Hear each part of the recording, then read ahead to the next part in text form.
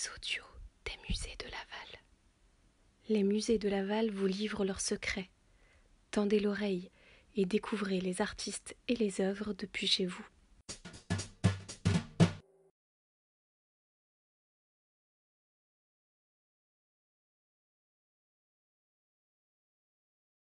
Je sculpte la lumière, comme d'autres sculpteront le nuage et la pluie qui tombe.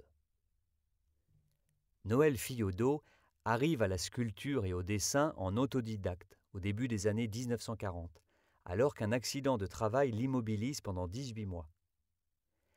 Il décide alors de rejoindre, en 1944, l'école des beaux-arts de Nantes, puis celle de Paris.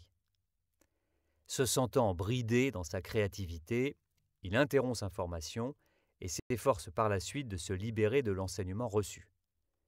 Ses correspondances avec Gaston Chessac et sa rencontre avec Robert Tatin lui ouvrent d'autres horizons artistiques. En 1965, il se marie en Suisse où il réside pendant 25 ans, avant de revenir dans son village natal suite à une attaque cérébrale.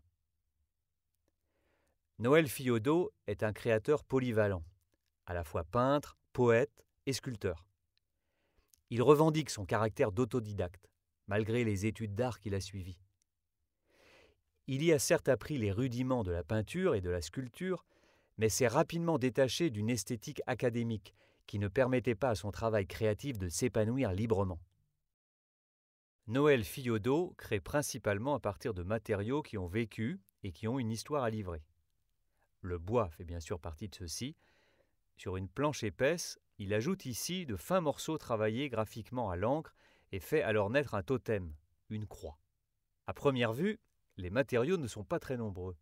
Seulement, il y a dans cette œuvre du bois, certes, mais aussi de la pierre, de la tôle, du lichen, des poils de balai, de l'encre noire et de la craie blanche.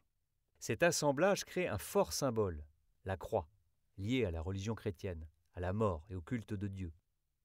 Un aspect tribal se dégage par ailleurs de la composition, comme si ce totem avait pu appartenir à une civilisation disparue qui aurait vénéré un dieu désormais oublié.